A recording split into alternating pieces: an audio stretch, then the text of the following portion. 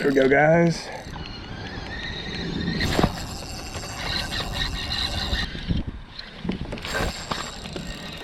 There we go. There we go, guys. There we go. There we go. Let's go. Yes. Yes, sir.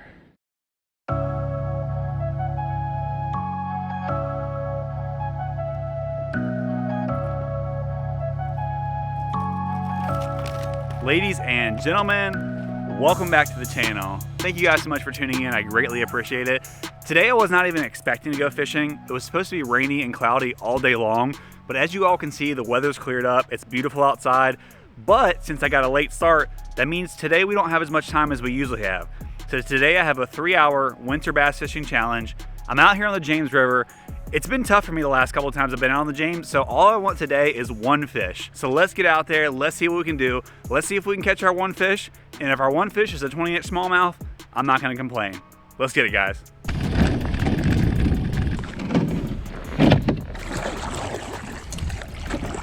All right, here's the deal, guys. We're just fun fishing today. As you all can see, there's no graph. We're just going out here, we're gonna beat the bank. 3 baits I really wanna focus on. A bandito bug with a 3/8 ounce weight. Get that a little bit deeper, fish that in the wood. I have a medium diving crankbait that's gonna dive about 4 to 8 feet. And last but not least, I have a little bit heavier Ned rig. I'm gonna try to target some of these smallmouth transitioning spots where they're gonna be going from their wintering holes to spawn. But let's get out here and let's have some fun. So I got a pretty heavy Ned rig on there, 1/5 of an ounce. I'm targeting fish a little bit deeper with this. So I might toss it sort of up on the bank, but really I think I'm gonna use the bandito bug more if I'm targeting fish on the bank. This section of the river is pretty deep. It's like 15 feet. So I could use a lighter Ned head, but it's gonna kind of flow with the current. And really I want it to sit on bottom. You wanna use the lightest head you can possibly get away with. And right now that 5 ounce head is the lightest I can get away with in this depth of water. This is my favorite style of fishing, just running and gunning. Moving pretty quickly up the bank, junk fishing, switching between different lures. See if we can find what they're on, develop a pattern, and then stick with that. Just turned into an absolutely gorgeous day here. As you guys can see, I had that high vis braid, 12-pound test, and I have an 8-pound fluorocarbon leader. That high vis braid is gonna allow me to see that bite a little bit easier, see that line land on the water. It's also gonna allow me to get a better hook set on those fish too.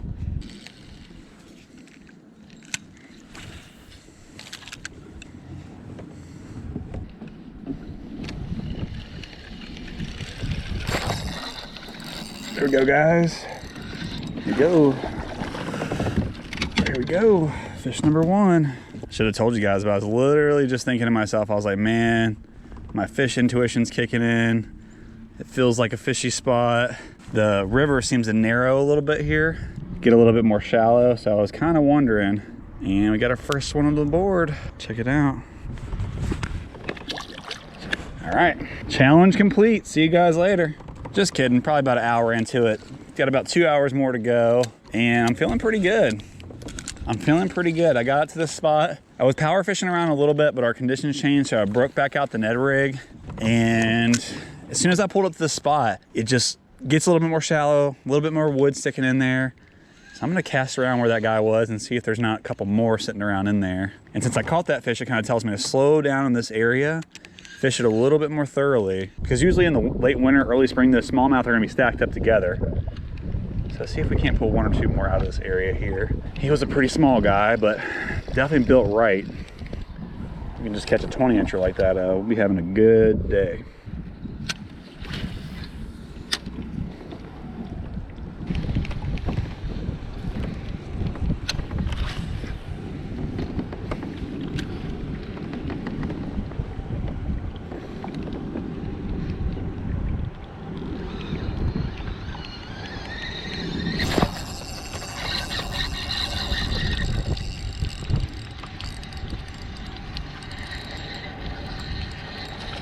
There we go, guys.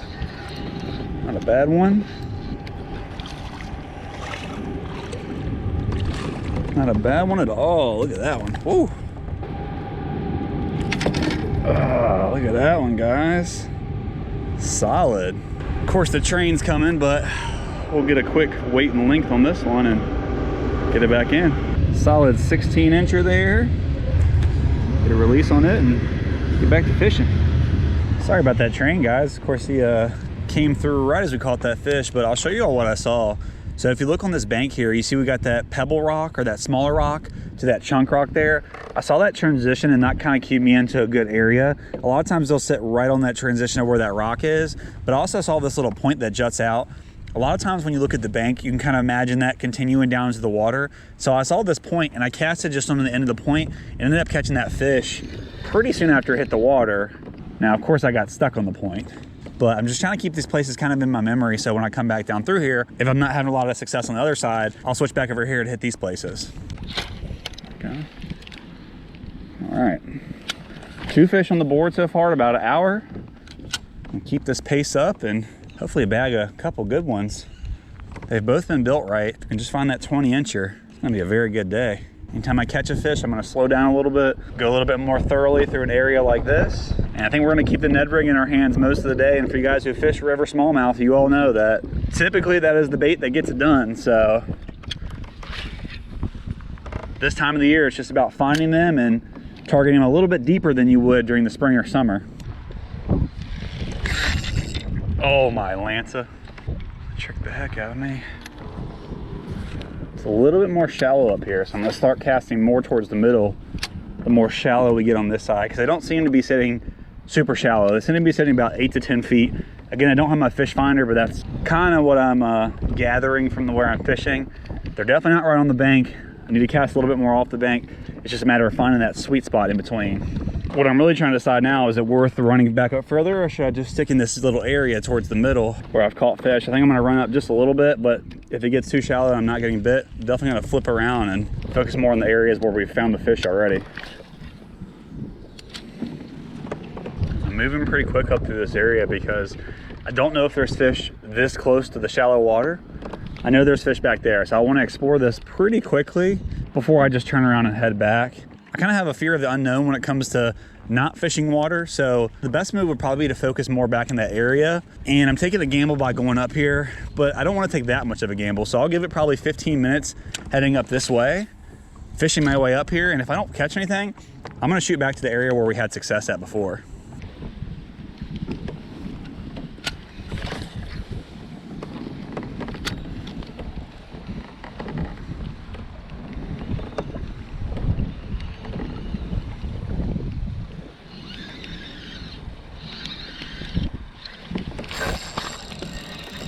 Go.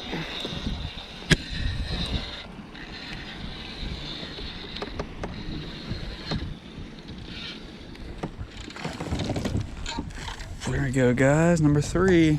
Up a little bit more shallow than those other ones. All right, feeling pretty good. Feeling pretty good. We've done pretty good so far. So continue to come up here, and I just talked with you guys about the risk it was to keep moving upwards, but so far, it looks like it was a good decision. That one's probably the smallest one of the day, the skinniest one of the day. But again, I'm kind of marking these areas with my brain. So when I come back through, I can spend more time fishing these areas where I know I caught them before. That's kind of the idea that I have in my head. I'm gonna keep going up and I'm gonna keep seeing how shallow they are. Current's picked up and I don't think they're gonna wanna be quite in as much current. It's possible, but again, that's why I'm just quickly moving up through here, not spending a lot of time.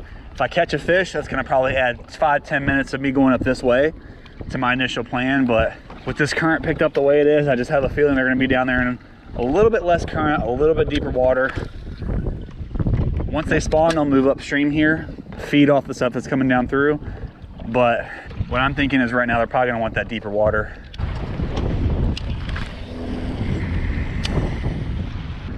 All right, turn back around. Head back down towards these more productive spots and toss that Ned rig around a little bit. Might even toss a football jig, more finesse football jig around down there too. A couple lures to see if we can't pull some bigger fish out of those holes where we caught those fish before. Got a Finesse 1/2 ounce Kitech football jig. Something that should appeal to the smallies a little bit more. I'm gonna throw a double tail grub on for my trailer. And I could switch to the other side, but my thought process right now is I've already caught 3 fish in an hour and a half on this side. So I really don't want to switch to the other side. I have a couple spots that I know were productive initially.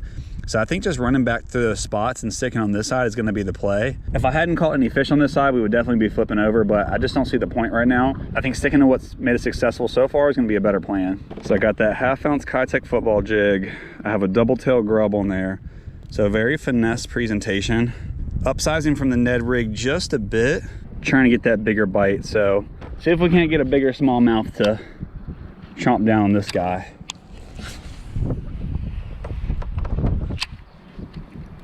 If I don't get anything in the jig here in the next few minutes, I'll definitely switch back down to the Ned rig until we find fish.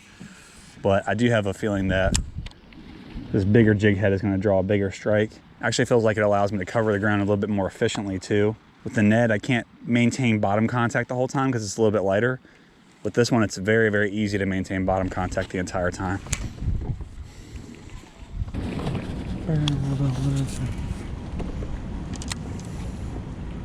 Oh. Here we go, guys. Here we go. There we go. Let's go. Yes. Yes, sir. Yes, sir. Number 4. Let's go. Number 4. Let's keep it rocking and rolling. About 40 minutes left. Hopefully they're stacked up there. Felt good to get a little jig bite going. Hopefully I don't get stuck down there. It's gonna be a mess if I do. Uh-oh. Uh-oh. Uh-oh. Oh, what do I wanna do? Oh, is that a fish? Oh my gosh, it's a fish, guys. Oh my gosh, that's a fish. What am I doing? What am I doing? What am I doing here? Oh my gosh, that is a fish. What am I doing here? Oh my gosh. Come on, baby. Come on, baby. Let's go. Number 5. Look at that gut. Wow. Wow, look at that gut. That is so crazy. I was reeling it in. Thought I got stuck on a tree, but it's actually this guy here. As y'all can see, they're pretty loaded up in this section. Look at that freaking gut on him. All right, let's get him back in. Fortunately, I don't have a scale. I guess my batteries are dead on it. Not really a big deal. I don't think I've caught anything over 2, so all good. But man, they're stacked in this little area right here. See if we can pick some more out.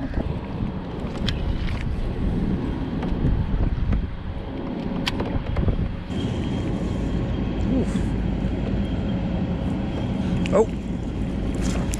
Oh, let's go, baby. Let's go. Oh no, guys, why did I do that? Why did you let me do that, guys? That was number 6. Oh goodness gracious, not a big one, not a big one. So I'm not too heartbroken about it, but oh man, why'd you let me do it? They are just devouring right now.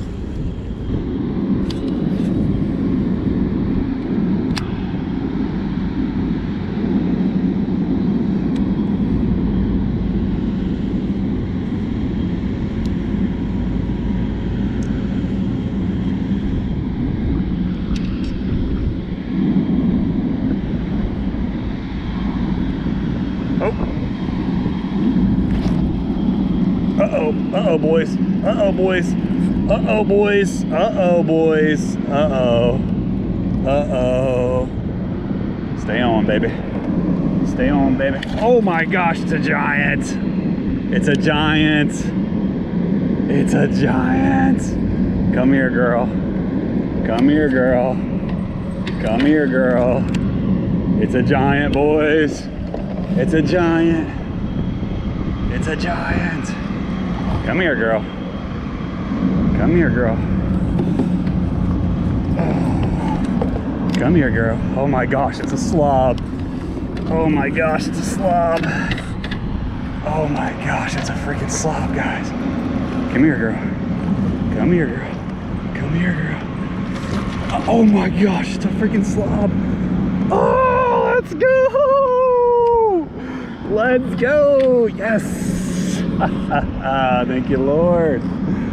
Yes. I think we might have got ourselves our first citation, guys. Look at that smallmouth. Absolutely beautiful. Choked the jig. Oh, 18 and a half. Beautiful, healthy smallmouth, guys. 18 and a half inches. Probably about 3.5 pounds. Go ahead and let her go. And the good news is we still have about 25 minutes. So number 6 on the board, 18 and a half inch smallie. Definitely my biggest smallmouth of the year. I apologize about the noise of the factory, guys. Can't do much about that. Man, something just flipped and those smallmouth are crushing the jig. Well, let's see if we can't get some more, guys. Let's see if we can't get some more. I remember where she was up here. We're gonna slowly work our way back to the ramp. Obviously, we're gonna keep this jig in our hands and see if we can land 1 or 2 more. Hopefully one bigger than that.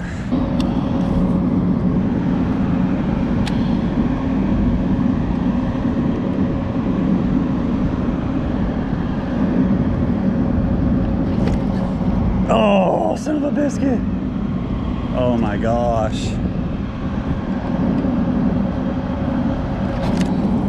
Oh my gosh, guys. Oh my gosh, it's another good one. It's another good one, guys. It's another good one. Oh my gosh, it's another good one. Let's freaking go. Ooh. Nothing like smallies jumping in March. Let's go. Come to daddy. Come to daddy.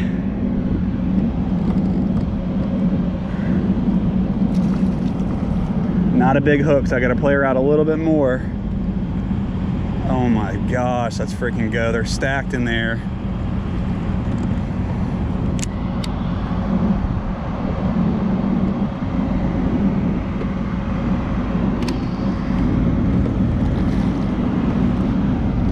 Ah, I gotcha.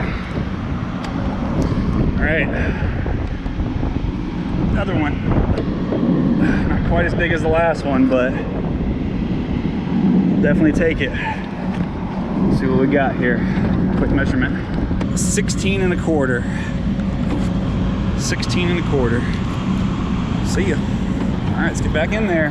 Traveled all that way, and if I just would have made a different direction of the boat ramp, we would have been good to go. Gosh, they are stacked, guys. Absolutely stacked over here.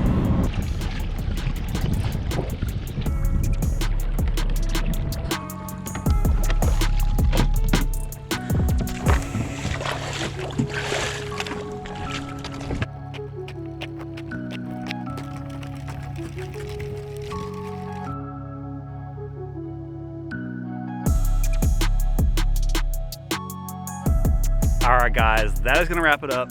Let's talk a little bit about what happened today. So my initial plan was to put in and go up the river and fish a little bit deeper sections, kind of those wintering holes. Well, that paid off a little bit because I caught 3 fish doing just that.